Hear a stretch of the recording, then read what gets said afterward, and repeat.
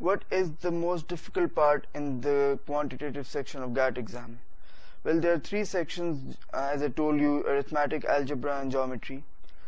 اب جب آپ questions کو دیکھتے ہیں, when you look at the questions, you would just think in the first instance that these questions are not that difficult, but what is the reason people are getting them wrong? The only reason I can tell you right now is that they don't have their concepts clear. Which means if you have done bachelor's of 4 years, if you've done masters, you might remember some math which you did in bachelor's, or you might remember some other subjects which you did in bachelor, but you won't remember something which you did about 8 or 9 years ago or 10 years ago.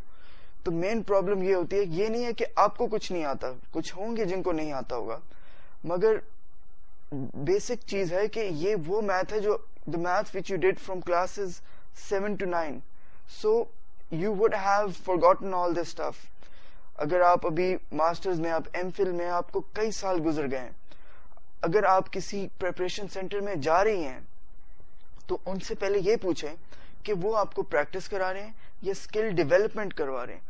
اگر وہ آپ کو یہ بتاتے نہیں ہیں کہ یہ فیکٹرائزیشن کیسے ہونی ہے, یا یہ پرائم نمبر کیا ہے, یہ آڈ نمبر کیا ہے, اس کے بعد الجبرا پہ اوپر موو کریں کہ ورڈ پرابلمس کیا ہے. کیونکہ ایک چیز یاد رکھیں, آپ جتنے بھی پریکٹس ایگزام دیں, no matter how many practice exam you do or you attempt, in the actual exam most of the algebra would be related to word problems.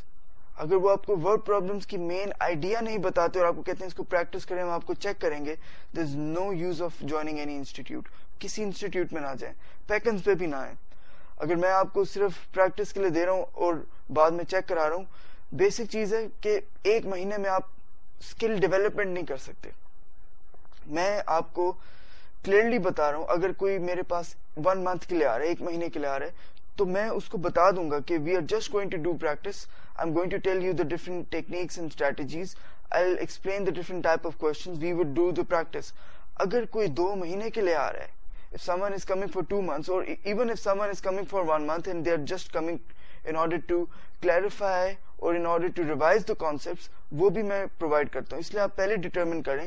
Practice you can even do it at your home, آپ گھر پہ کر سکتے ہیں.